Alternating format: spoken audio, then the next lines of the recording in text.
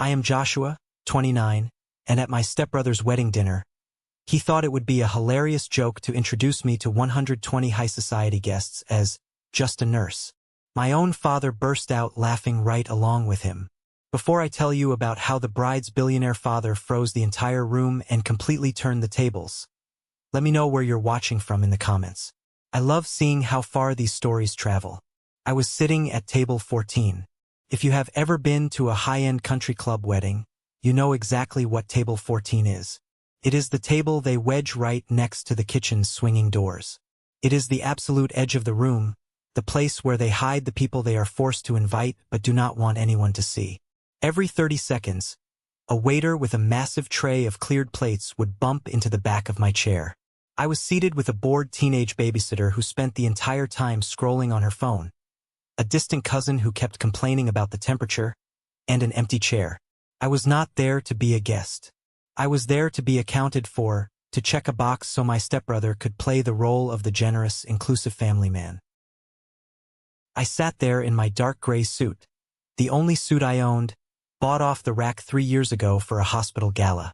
My hands were resting in my lap, and I kept running my thumb over the small pearl lapel pin attached to my jacket.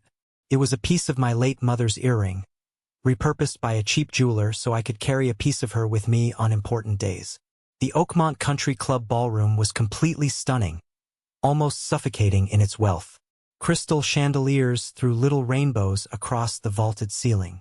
Women wearing Valentino dresses and men in custom tuxedos drank champagne that cost more than my weekly salary at the hospital. The air smelled like roasted filet mignon, expensive cedarwood perfume, and money. Pure, generational money. Up on the main stage, bathed in a warm, expensive spotlight, stood my stepbrother, Elijah. He had a crystal microphone in his hand and that effortless, arrogant smile he had spent 32 years perfecting. He was marrying Chloe Harrington, the daughter of Richard Harrington.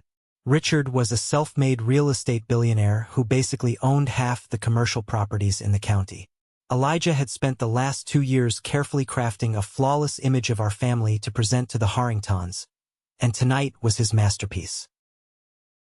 He started his toast by praising his mother, Diane, my stepmom.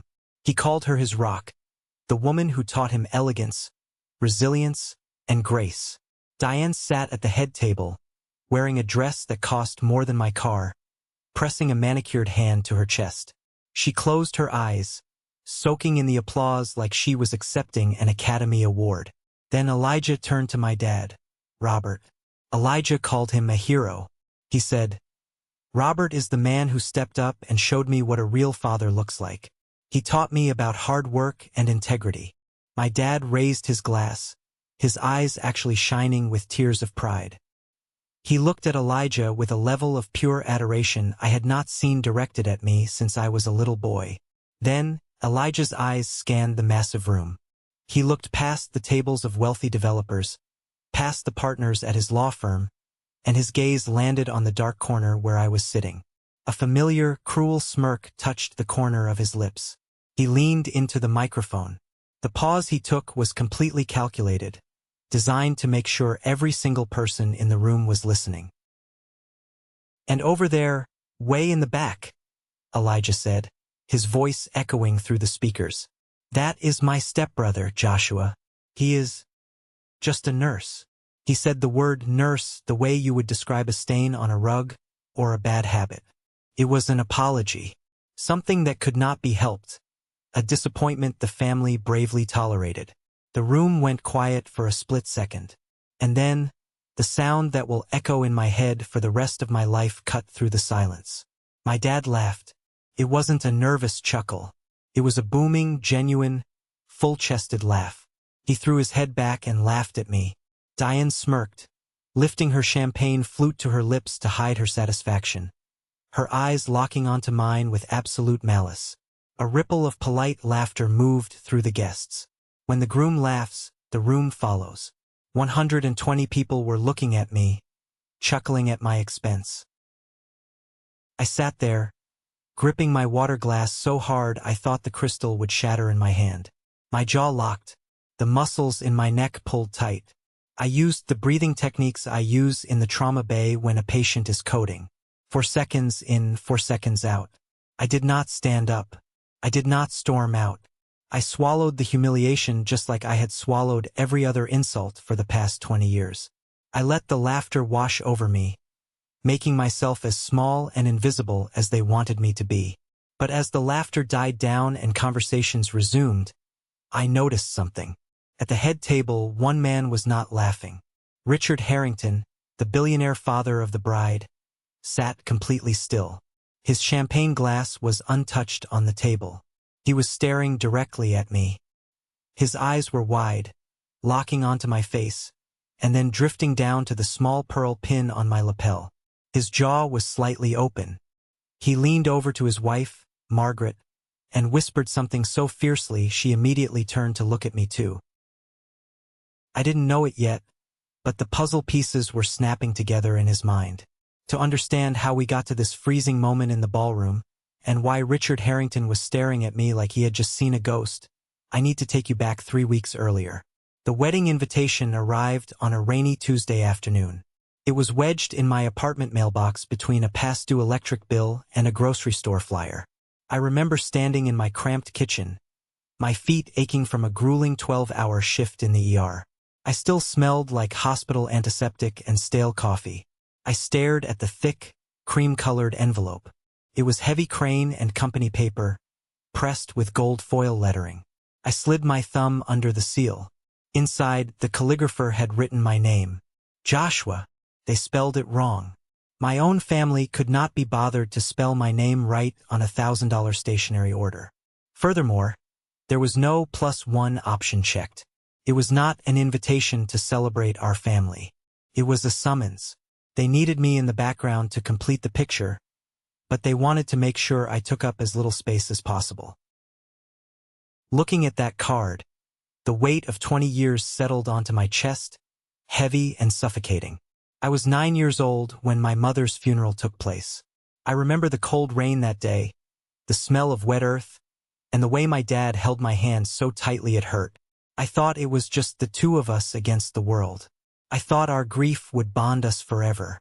But less than a year later, Diane walked into our house with her 12-year-old son, Elijah, and the entire architecture of my life collapsed. Elijah was the golden child. He was loud, athletic, demanding, and knew exactly how to manipulate my father's guilt. Diane immediately began remodeling our home and our lives, systematically erasing my mother's memory. My childhood bedroom, the one my mom painted, became Elijah's study space, and I was moved to the small, drafty guest room down the hall. The photos on the staircase changed from family pictures of me and my mom to professional, studio-lit portraits of Elijah playing lacrosse. The ultimate betrayal, the one that broke my relationship with my father forever, came when it was time for college. My mother had set up a small college fund for me before she passed away. It wasn't a fortune, but it was enough for a state school. When I was 18, I went to the bank to access it, only to find the account nearly empty. I confronted my dad in the kitchen that night. I was shaking with anger and panic. He refused to look me in the eye. He scrubbed his face with his hands and mumbled that he had to drain my college fund to pay for Elijah's out-of-state private university tuition. Elijah is going to be a lawyer, Joshua, my dad had said, defending his theft. He needs the pedigree. You're going into nursing. You can easily get student loans. If I don't pay for Elijah's school, Diane will file for divorce. I can't go through that. You have to understand. I understood perfectly. I was the sacrifice. That was the moment I realized I was entirely on my own. I worked night shifts at a diner, lived on instant ramen, and fought tooth and nail to get my nursing degree. I became a trauma nurse because I wanted to be the person who stepped in when people's lives were falling apart. I wanted to be the steady hands in the chaos. I built a life I was proud of, completely independent of them. I threw the wedding invitation onto the counter and decided right then I wasn't going. I didn't need their toxic performance. But 2 hours later, my phone rang. The caller ID said, "Dad." "Hey, Josh." His voice boomed through the speaker, overly cheerful and loud. It was the exact voice he used when Diane or Elijah was in the room listening to him. "Did you get the invite?"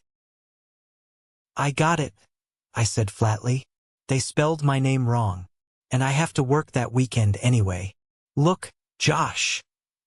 His tone instantly dropped the fake cheer, becoming hard and impatient. "Don't do this to me. Elijah is marrying into the Harringtons. This is a huge deal for our family. His new promotion depends on this alliance. Do not ruin your stepbrother's day by playing the victim. Diane has been stressed out of her mind. Just put on a suit, show up, and smile. It is not that hard. Dad, I'm not family to them. I'm a prop. Stop being dramatic. I don't want to hear it. Be at the rehearsal dinner and be at the wedding. End of discussion." He hung up before I could say another word. That night, sitting on my worn-out sofa, I opened Instagram. Elijah had blocked me from his main account years ago, but his public professional profile was wide open. I started scrolling. Elijah had constructed an absolute masterpiece of fiction. There were perfectly filtered photos of him, Diane, and my dad at high-end steakhouses, on rented sailboats, and at charity galas. I wasn't in a single frame. The captions read, "Nothing matters more than my blood. Family is everything." But the lies went deeper. In an interview he posted for a local business magazine, he claimed my dad was an executive in the corporate hardware industry. My dad managed a local Ace hardware store off the highway. He called Diane a retired event management CEO. She used to bake sheet cakes for neighborhood kids' birthdays. Elijah had completely repackaged our family to impress the Harringtons, painting over the rotten wood with a fresh coat of high-gloss paint. I realized then why I was being shoved in the corner. I was a liability to this fake narrative. A trauma nurse pulling 12-hour shifts, driving a beat-up car, and living in a modest apartment didn't fit the billionaire aesthetic. Fast forward to the week of the wedding. The opening act of this nightmare was a mandatory Sunday brunch at the Harrington estate. I pulled up to the massive iron gates in my 10-year-old Honda Civic. The valet attendant, a kid in a crisp uniform, looked at my car like it was a rolling trash can. He parked it directly between a flawless black Rolls-Royce and a silver Porsche 911. The visual contrast was almost comical. The Harrington estate was breathtaking. Stone pillars, manicured hedges trimmed with geometric precision, and an oak double door that looked like it belonged to a European castle. I walked inside, trying to smooth the wrinkles out of my shirt. The house smelled like fresh lilies and old money. Caterers glided silently across the marble floors holding silver trays of caviar, smoked salmon, and champagne. I immediately felt the familiar sensation of becoming invisible. I grabbed a glass of sparkling water from a tray and tried to find a quiet corner. I walked down a long hallway lined with expensive original art, looking for the bathroom. I passed an open door that led into a massive cherrywood study. I don't know why I stopped. Maybe it was the sheer size of the room, or the walls lined with impressive business awards and real estate plaques. But as I glanced inside, something on the center bookshelf caught my eye. It was a framed photograph next to a clipped newspaper article. I stepped into the room to get a closer look. The headline from a 3-year-old newspaper read, "Local businessman survives horrific highway crash thanks to off-duty nurse." Next to it was a photo of a man in a hospital bed. His face was severely bruised. A thick cervical collar was wrapped tightly around his neck, and oxygen tubes were taped to his nose. My heart did a strange, violent kick in my chest. 3 years ago, on a freezing November night, I was driving home on Interstate 95 after a brutal double shift in the ER. It was pouring rain, visibility was near zero. The tires of a massive 18-wheeler locked up ahead of me, and the truck jackknifed across 3 lanes of traffic. A black luxury sedan crashed head-on into the side of the trailer with a sickening crunch of metal. I pulled my car to the shoulder, grabbed my emergency trauma kit from the trunk, and sprinted through the freezing rain and shattered glass. The driver of the sedan was pinned violently beneath the crushed steering column. Blood was pouring from a deep laceration on his forehead, blinding him. I crawled into the twisted wreckage, ignoring the jagged metal tearing my scrubs and slicing my arms. For 47 minutes, while we waited for the rescue crews to bring the jaws of life, I held his cervical spine completely still. I pressed my bare hands against his neck, keeping him stabilized so he wouldn't be paralyzed. I talked to him constantly so he wouldn't pass out from the shock and blood loss. I told him about my mom. I told him about her pearl earrings, how they glowed in the light, anything to keep his mind anchored to the living world while his body was failing. I never got his name, and I left the hospital before he woke up from surgery. I looked closer at the framed photo on the shelf. The swollen, bruised face. Could it be Richard Harrington? Before my brain could connect the final dots, a hand gripped my shoulder like a vice. "What the hell are you doing in here?" I spun around. Elijah was standing in the doorway, his face twisted in genuine fury. He yanked me by the arm, dragging me out of the study and into the hallway. "This is Mr. Harrington's private office," Elijah hissed, pushing me against the wall. "You don't just wander around people's houses. God, you are so embarrassing. Stay out of sight and stop snooping. You are lucky to even breathe the air in this house." He didn't wait for my answer. He turned and walked back toward the laughter and the clinking glasses of the party. I stood in the hallway, my heart pounding against my ribs. The image of that hospital bed burned into my mind. I walked out to the back patio where the main brunch was happening under a massive white tent. Elijah was holding court near the outdoor bar, his arm wrapped tightly around Chloe's waist. He was loud, charming, and completely in his element. I stood by a stone fountain, watching my family perform. Diane was laughing at something Margaret Harrington, the mother of the bride, was saying. My dad was nodding along, looking terribly uncomfortable in a blazer that was slightly too tight around the shoulders. Margaret Harrington noticed me standing alone. She had kind eyes and an elegance that didn't feel forced or fake. She excused herself from Diane and walked over to me. "Hello?" Margaret smiled warmly, extending her hand. "I don't believe we've formally met. I'm Margaret, Chloe's mother. You must be Joshua." I shook her hand. "Yes, ma'am. It's beautiful here. Thank you for having me." "Chloe tells me you work at St. Luke's Regional," Margaret said, her tone full of genuine curiosity and respect. "That must be incredibly demanding work. What department are you in?" Before I could open my mouth to answer, Diane materialized out of nowhere like a ghost. She slid her arm through Margaret's, her acrylic nails digging slightly into the woman's fabric, and let out a high, artificial laugh.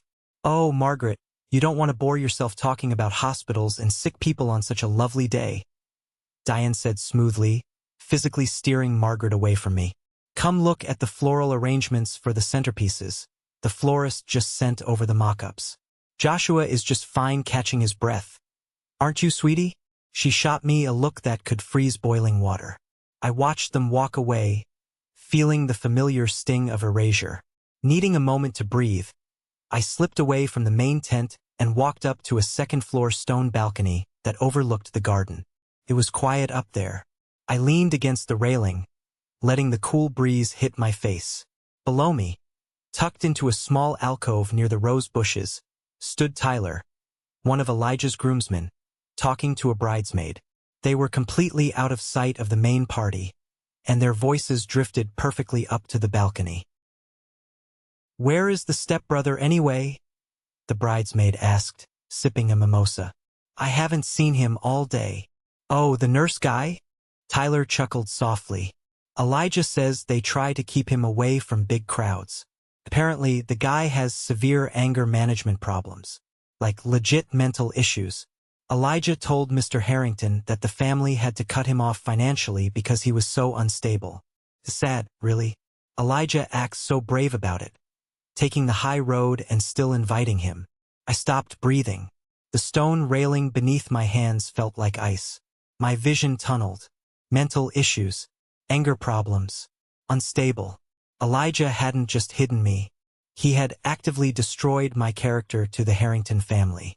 He had painted me as a mentally unstable pariah to ensure they would never question why I wasn't part of his perfect family portrait. He fabricated a mental illness to cover his own cruelty.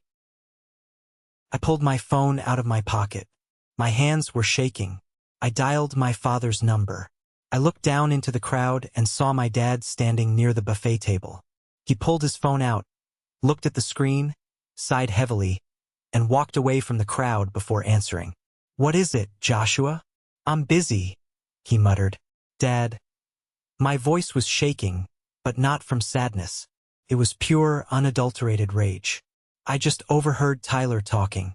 Did Elijah tell the Harringtons that I have mental health issues?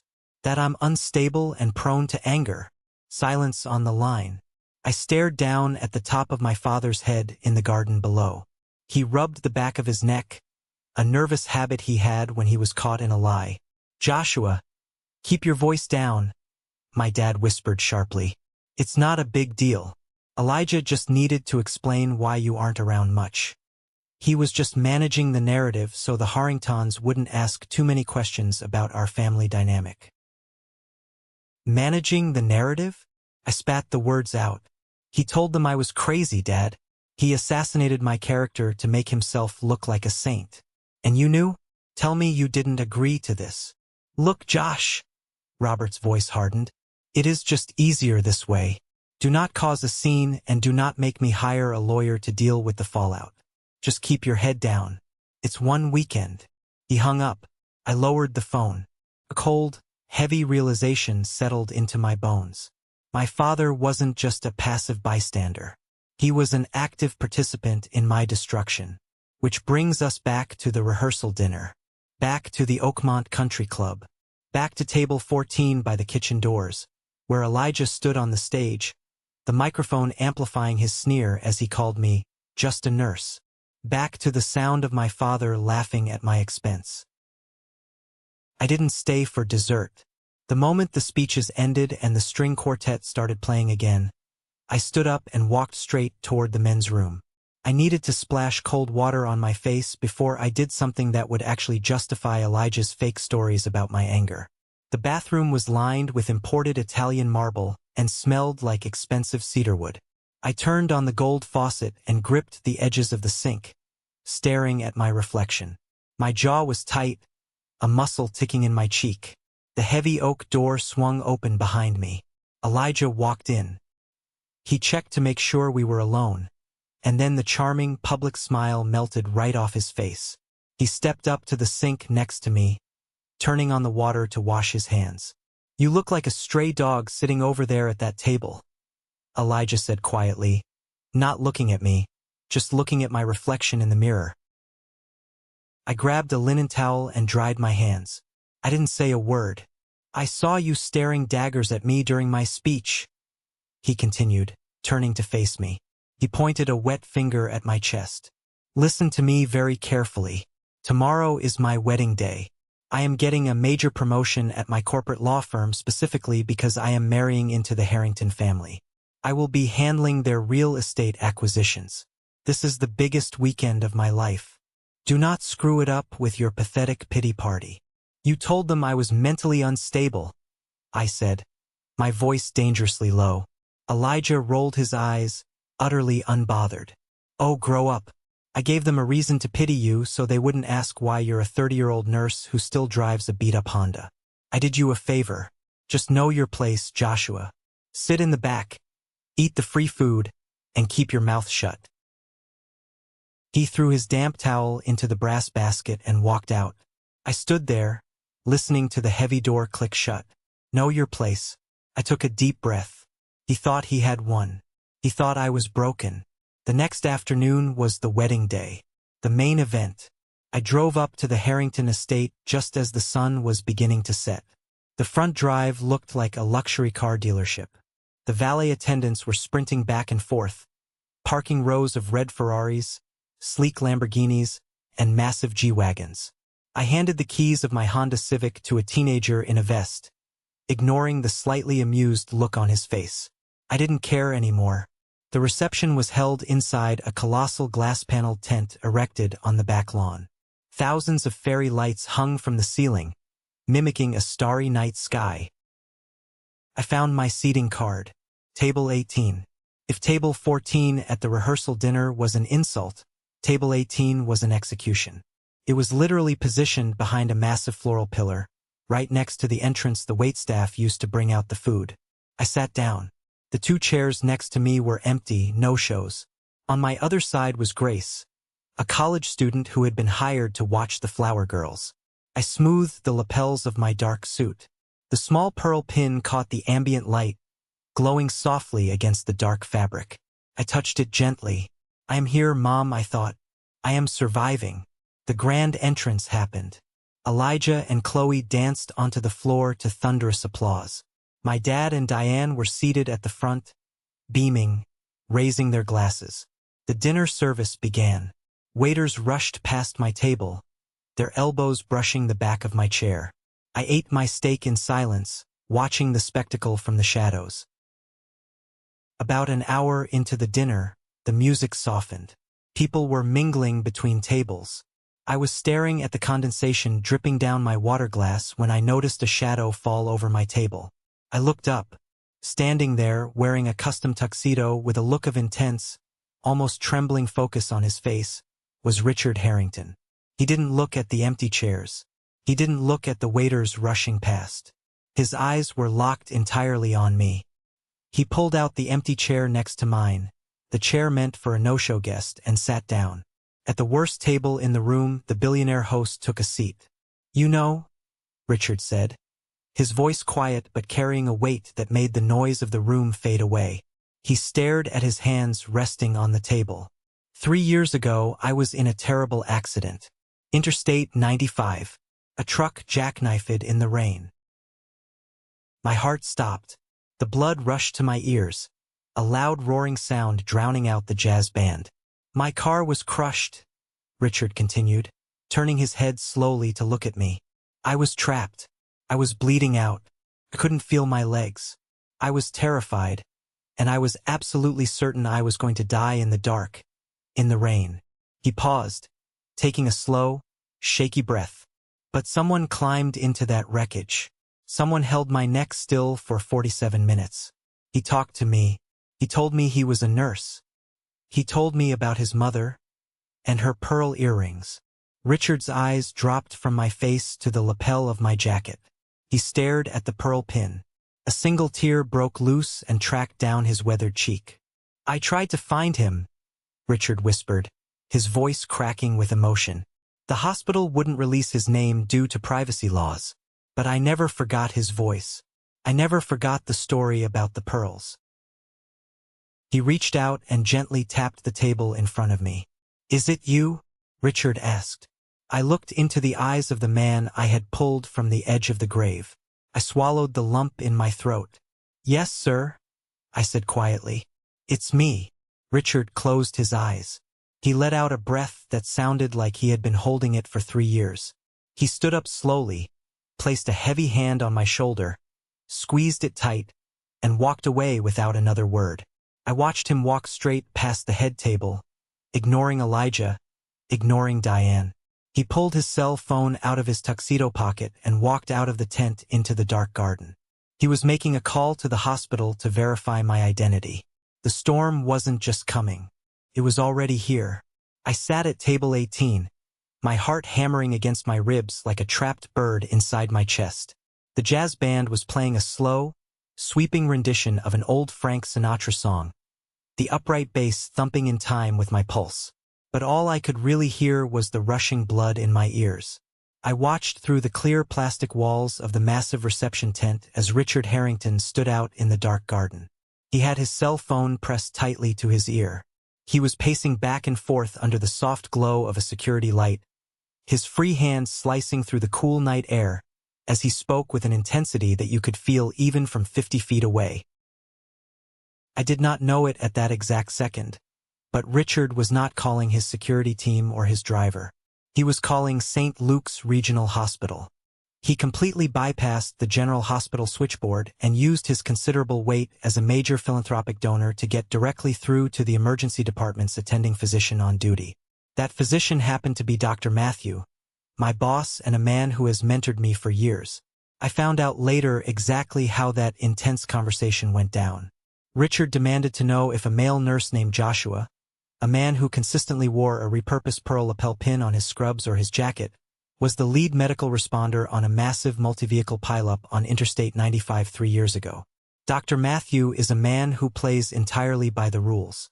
He firmly refused to violate medical privacy regulations at first. But Richard was absolutely relentless. Richard described the exact nature of the severe injuries he sustained that night, the exact time frame of the crash, and the exact, specific words the young nurse had spoken to him while they waited in the freezing rain for the heavy rescue tools to arrive. Finally, hearing the sheer desperation and gratitude in the billionaire's voice, Dr. Matthew broke his silence. He confirmed that I was the trauma nurse who crawled into that crushed, bleeding sedan. He told Richard that I had received a private, high-level hospital commendation for my heroic actions that night. It was an award I had quietly placed in a cheap desk drawer at my apartment and never spoken about to my family, because I knew with absolute certainty they would find a way to belittle it or make it about Elijah. I watched Richard Harrington end the call. He slowly lowered the phone from his ear, stared up at the dark, starless night sky for a long, heavy moment, and took a deep breath that seemed to physically expand his entire chest. When he finally turned and walked back toward the glowing reception tent, his posture had completely changed. He did not look like an affable, welcoming father of the bride anymore. He looked like a ruthless corporate CEO preparing to aggressively dismantle a terrible investment. He walked back into the warmth of the tent, completely ignoring the waitstaff trying to offer him glasses of dessert wine. He marched straight past my table without looking at me, his eyes locked dead ahead. He walked with a terrifying purpose straight up to the main stage where the wedding band was just finishing their set. The wedding MC, a man in a shiny suit holding a clipboard, stepped forward with a bright, plastic smile, likely preparing to announce the cutting of the cake. Richard simply reached out, gripped the crystal microphone, and took it right out of the MC's hand without saying a word. Richard tapped the top of the microphone with his index finger. The sharp, heavy thud echoed through the massive concert-grade speakers, instantly cutting through the low chatter, the clinking of heavy silverware, and the soft ambient music. 200 high society guests stopped whatever they were doing and turned their heads toward the stage in unison. "Excuse me," Richard's voice boomed. It was a voice heavily accustomed to commanding boardrooms and closing multi-million-dollar deals, a voice that demanded absolute silence. "I need everyone's attention right now. I have something extremely important to say." Up at the head table, Elijah smiled confidently. He leaned back in his luxurious chair, draped his arm comfortably over his new wife, Chloe, and crossed his legs. He clearly thought his wealthy new father-in-law was about to deliver another glowing, emotional tribute to their perfect union. He thought this was another speech to validate the fake, flawless reality he had spent 2 years building. Diane adjusted her posture, smoothing the fabric of her expensive gown and making sure she was sitting perfectly straight for the photographers who were quickly circling the stage. My father, Robert, held his glass of scotch, a look of proud anticipation plastered on his face. Richard did not look at Elijah. He stood at the absolute center of the stage, holding the microphone with a grip of iron. "Most of you sitting in this room tonight know that 3 years ago, I was involved in a horrific, near-fatal accident on Interstate 95, Richard began. The room instantly fell into a pin-drop silence. You could hear the wind rustling the canvas of the tent. A commercial truck jackknifed in the pouring rain. My car slammed into it at highway speeds. The front end of my vehicle was completely crushed inward. The heavy steering column pinned my legs to the floorboard, and the roof collapsed directly onto my head. I was bleeding profusely from a severe head wound. I could not move a single muscle.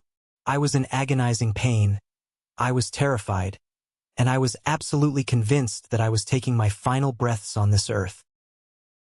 He paused, letting the heavy, brutal reality of his words settle over the crowd of people wearing expensive jewelry and custom designer suits. For 47 agonizing minutes, before the paramedics could arrive, before the fire department could bring the heavy rescue tools to cut me out, I was kept alive by one single person, Richard continued. his voice thick with a raw, unfiltered emotion that made my own throat tighten. A young man crawled into the jagged, twisted metal of my car. He completely ignored the broken glass tearing through his own skin. He held my cervical spine perfectly still with his bare hands so that I would not be permanently paralyzed. He talked to me the entire time. He told me about his late mother. He told me about her beautiful pearl earrings to give me something gentle and beautiful to focus on while I bled in the cold dark. Chloe was staring up at her father, tears rapidly welling in her eyes, her hands covering her mouth. Margaret Harrington sat frozen, her eyes shining with unshed tears. I tried for 3 long years to find this man.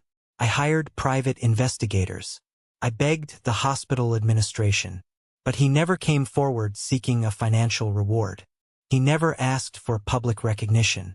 He simply saved my life and walked away into the night because that is exactly the kind of incredible man he is. Richard took a slow, deliberate step forward on the stage. The bright spotlight tracked his movement. Tonight, by a sheer miracle, I finally found him. The collective gasp that rippled through the massive tent was entirely audible. 200 people held their breath, waiting for the revelation. The man who saved my life is sitting right here in this tent tonight. He is sitting at table 18. His name is Joshua. Every single head in the room snapped around to look at me. The movement was so sudden and synchronized it felt like a wave crashing. I was sitting under the dim light near the kitchen's swinging doors, wearing my cheap, off-the-rack gray suit, with the small pearl pin gleaming softly on my lapel. I felt the heat rise in my cheeks, my face flushing under the intense weight of 200 stares, but I did not look away. I planted my feet on the floor and held my head high. Earlier tonight, Richard's voice hardened, transforming from emotional gratitude into a sharp, dangerous weapon. He turned his head slowly to glare directly down at the head table.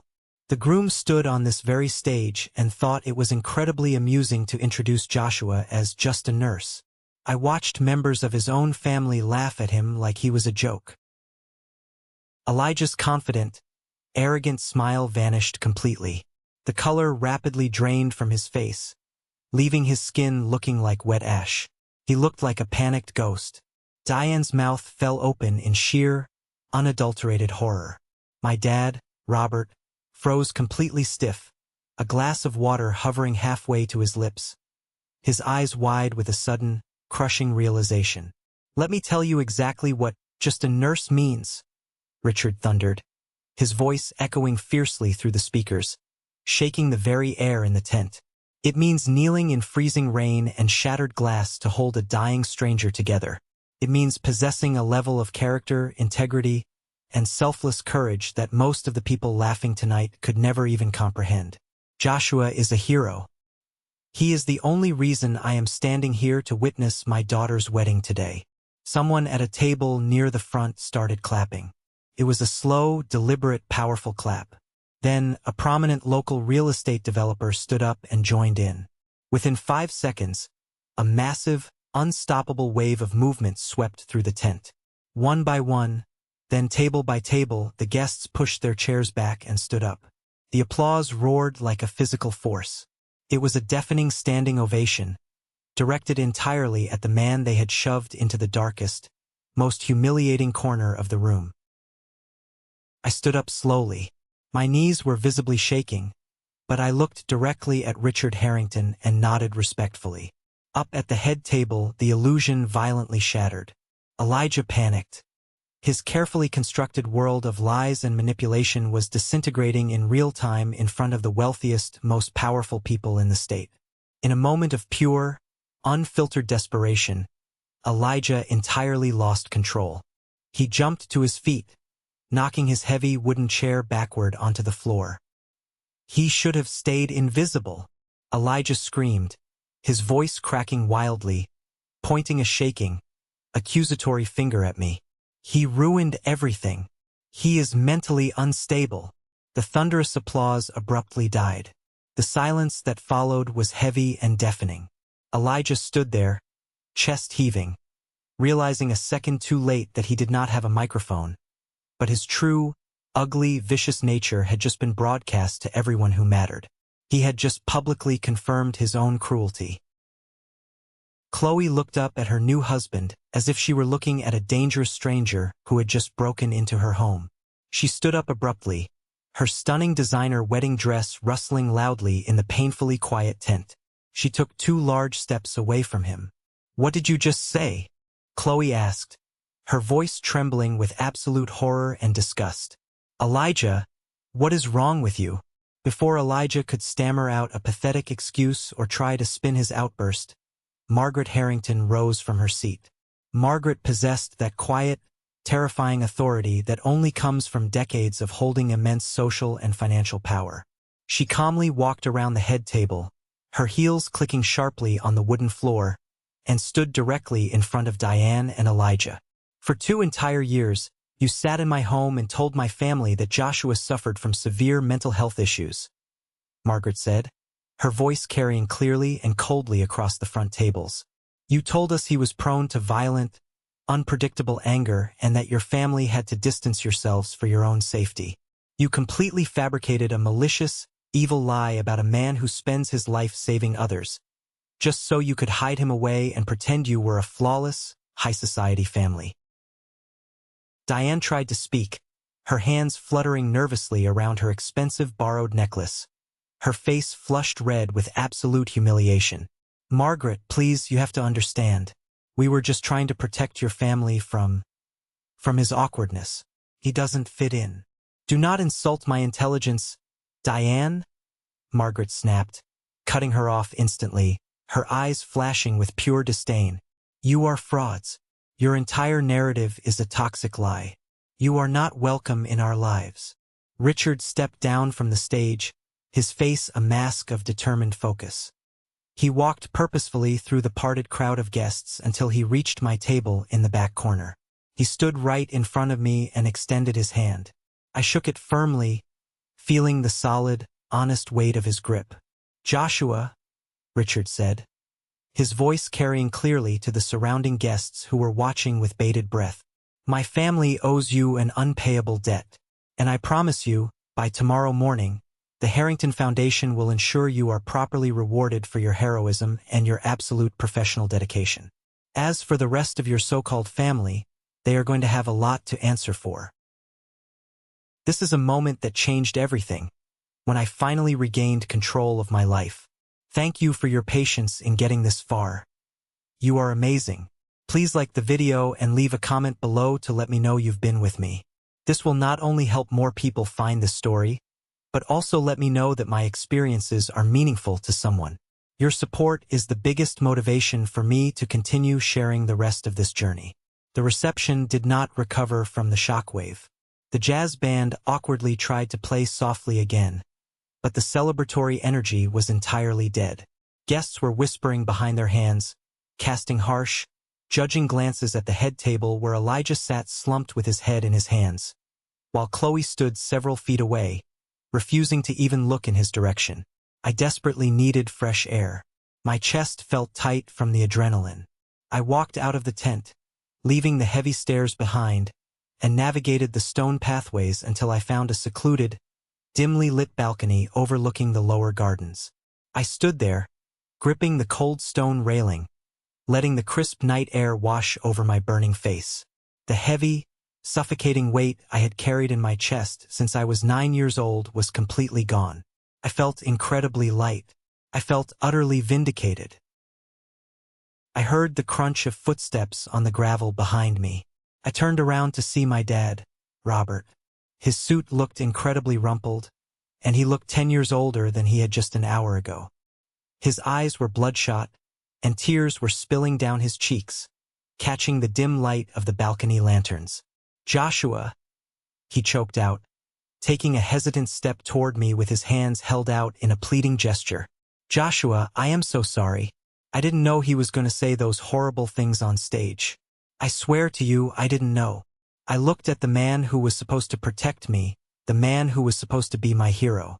I searched my heart, and I realized I felt no anger anymore. I just felt a deep, hollow pity for an incredibly weak man." "You laughed, Dad," I said quietly, my voice eerily calm. He called me just a nurse and humiliated me in front of 120 strangers, and you threw your head back and laughed. You didn't know what he was going to say, but you absolutely agreed with it when he said it. No, I was just caught up in the moment. I was just trying to keep the peace with Diane. You know how she gets, he pleaded, the tears flowing freely down his face now, his voice cracking. Keeping the peace meant sacrificing your own son, I replied, my voice steady, cold, and final. It meant standing by while they abused me. It meant actively draining my college fund to pay for his tuition so you wouldn't have to deal with an argument. It meant letting them treat me like a stray dog in my own home. You chose them, Dad. You chose them every single day since Mom's funeral. Please, he sobbed, reaching out to grab my arm. Let me fix this. Let me make it right. I'm your father. I stepped back out of his reach. I established the firm boundary I should have set a decade ago. There is nothing left to fix. You are not my family. You are just a man who happened to be married to my mother. Go back to your wife and your golden child. They are going to need you when the Harringtons are done destroying them. I turned my back on him and walked away, leaving him weeping alone in the dark on the balcony. I walked straight to the valet, handed him my ticket, and drove my beat-up Honda Civic out of the massive iron gates. I rolled the windows down and let the cold wind fill the car. I had never felt more free in my entire life. A time jump of exactly 1 week is all it took to watch Elijah and Diane's fake, glittering empire completely crumble into dust. I certainly didn't seek out the information myself, but in a wealthy town like ours, gossip involving a billionaire family travels faster than the speed of light. Tyler, the groomsman who had originally spilled the toxic secret about my supposed mental illness on the balcony, actually tracked down my personal cell phone number and called me. He profusely apologized for believing Elijah's lies, and then he eagerly filled me in on the massive fallout. Elijah's life became a living, breathing nightmare of his own making. The Harringtons were ruthless, incredibly protective business people who absolutely despised being manipulated. Chloe did not file for divorce on Sunday morning, but she packed her bags, left their shared apartment, and moved back into her parents' estate the very morning after the wedding. Richard Harrington immediately contacted Elijah's prestigious corporate law firm. Elijah was explicitly hired and slated to handle Richard's massive commercial real estate portfolio, which was the entire reason Elijah was guaranteed a massive promotion to junior partner. Richard brutally pulled all of his accounts. The law firm partners, furious at losing their biggest, most lucrative client because of an associate's personal lies, completely revoked Elijah's promotion on the spot. They placed him on indefinite administrative leave pending a severe character and ethics review. He was functionally unemployed. Furthermore, Richard and Margaret sat Elijah down with a terrifying team of corporate lawyers. They delivered a brutal, uncompromising ultimatum regarding Chloe's massive trust fund and her future inheritance. Elijah was completely cut off from any and all financial support. They drafted a postnuptial agreement that left him with nothing. He was legally ordered to attend intensive behavioral therapy twice a week to address his narcissistic lying and emotional abuse. If he missed a single therapy session, Chloe's high-powered divorce lawyer had the papers drawn up and ready to file with the courts. Elijah had spent his entire life bullying me to fuel his own sense of power, and now he was financially and legally trapped in a marriage where he had absolutely zero control. As for Diane, her relentless social climbing hit a concrete brick wall. Margaret Harrington made exactly 3 phone calls to the wealthy heads of the local country club and the exclusive charity boards Diane was so desperate to join. Overnight, Diane became a complete social pariah. Her phone completely stopped ringing. The wealthy friends she had tried so hard to impress suddenly did not have time for lunch or coffee. Her carefully curated, fake Instagram account went completely silent after hundreds of people started leaving mocking comments about her fake CEO status and her cruel treatment of her stepson. She was ruined. While their shallow, fake world was rapidly shrinking into nothing, mine was expanding in incredible ways I never thought possible. On a bright Tuesday morning, while I was sitting in the dingy break room at the hospital drinking a terrible cup of cheap coffee, my phone rang. The caller ID showed an unknown number from the high-rise downtown financial district. "Hello, is this Joshua?" A crisp, highly professional woman's voice asked. "Speaking. Joshua, my name is Claire. I am the executive director of the Harrington Foundation. Richard Harrington asked me to reach out to you personally this morning." I sat up a little straighter in my plastic chair. "Okay, what can I do for you, Claire?" "Actually, it is what we are going to do for you," she said, her voice warming up considerably. "Mr. Harrington has officially established a new, heavily funded branch of our philanthropic trust, specifically designated for first responders and medical professionals who demonstrate exceptional bravery off the clock. He has proudly named you the inaugural recipient. The board of directors has unanimously approved a $200,000 educational and lifestyle grant in your name. You can use it to completely pay off any remaining student loans you took out when your college fund was compromised, fund your advanced trauma certifications, or simply put a down payment on a house. The funds are yours, completely tax-free." I dropped my coffee cup. It clattered loudly onto the cheap linoleum floor, splashing brown liquid everywhere. $200,000? I whispered, my voice completely failing me. "Yes, Joshua. And furthermore, Richard personally spoke with your hospital administrator, Dr. Matthew. We understand you were already next in line for a major promotion to charge nurse of the trauma unit. The foundation is making a substantial, multi-million-dollar donation to the hospital's emergency wing in your honor. Because of this, Dr. Matthew asked me to let you know your promotion is officially approved starting next Monday, which comes with a very significant bump in your annual salary." I sat alone in that quiet break room, staring blankly at the spilled coffee on the floor, and for the first time since my mother died when I was 9 years old, I cried. They were not tears of pain, rejection, or loneliness.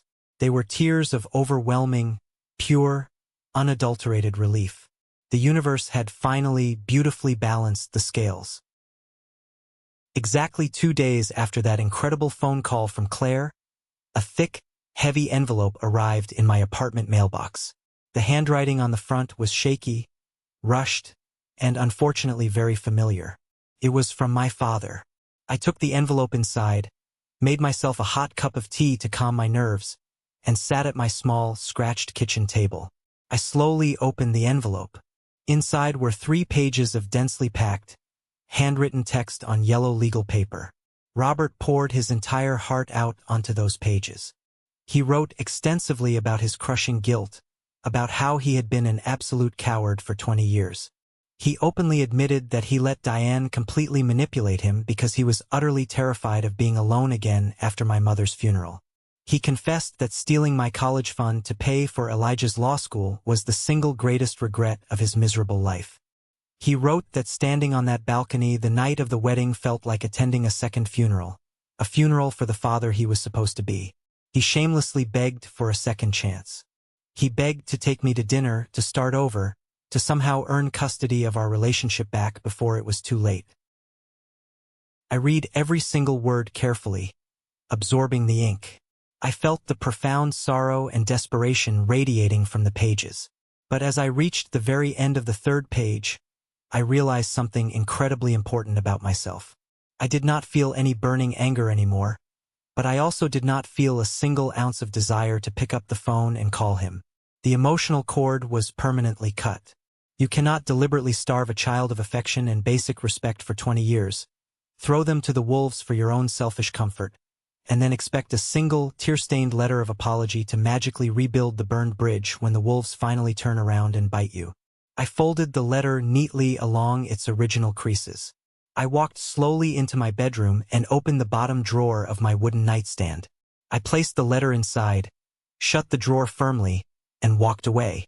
I did not write him back. I did not call him. My absolute, unwavering silence was the final, devastating answer he would ever receive from me. True peace comes from finally knowing you no longer have to carry someone else's toxic, heavy baggage. It has been 6 full months since the disastrous wedding that changed the trajectory of my life. Yesterday morning, I walked through the sliding glass doors of St. Luke's Regional Hospital for my early morning shift. I confidently swiped my security keycard at the main desk, and the heavy double doors to the trauma bay slid open. I looked down at my crisp, clean scrubs. Clipped securely to my chest pocket was a brand new, shiny silver badge that clearly read, Joshua, Charge Nurse, Trauma Department. Pinned right next to that shiny new badge was the small, elegant pearl lapel pin. It catches the harsh, bright fluorescent lights of the hospital corridors and glows softly, serving as a constant, beautiful reminder of exactly where I came from and exactly who I am. I am no longer the invisible boy hiding in the guest room. I am the man who runs the most chaotic, high-stakes room in the entire building. I am the steady hands in the storm. When I got home later that evening to my brand-new, spacious apartment, comfortably paid for by my significant salary increase and the total lack of crushing student debt, I checked my mail. Sitting right on top of the pile of catalogs was a thick, expensive, cream-colored envelope. It wasn't a wedding summons demanding I sit in the corner. It was a warm, heartfelt invitation for a massive Thanksgiving dinner at the Harrington estate. Margaret Harrington had included a personal, handwritten note inside the card. We have a seat saved right next to Richard at the head of the table. He refuses to carve the turkey until you get here. We can't wait to see you. For the very first time in 20 long, lonely years, I finally have a family that actually wants me sitting at their table. Looking back at this entire insane, emotional journey, the greatest lesson I learned is about the undeniable, unbreakable power of self-worth and the absolute reality of karma. We so often let the toxic people closest to us, sometimes even our own blood, define our value in this world. When my own father and stepbrother treated me like I was a worthless embarrassment, a joke to be laughed at, I spent years quietly accepting that terrible role. I sat in the dark corners. I swallowed the vicious insults. But the beautiful truth is, your inherent value does not decrease simply because of someone else's inability to see your worth. I kept doing the right thing even when it was incredibly hard. I worked grueling shifts. I saved a stranger's life without ever asking for a reward or a parade. And I stayed entirely true to my own morals. Karma is not always immediate, but I promise you, it is absolute. Elijah thought he could build an arrogant empire on lies and cruelty, and he ended up miserably trapped in a legal and financial prison of his own making. I focused purely on building a life of quiet integrity, and it eventually brought me entirely out of the shadows and into the bright light. You simply cannot fake genuine character, and eventually, the world will test you to see what you are really made of. I would love to know what you took away from my story today. What is the one lesson or perspective about family, boundaries, or karma that resonated with you the most? Please share your thoughts in the comments below, or simply type the word good, so I know you found real value in my journey.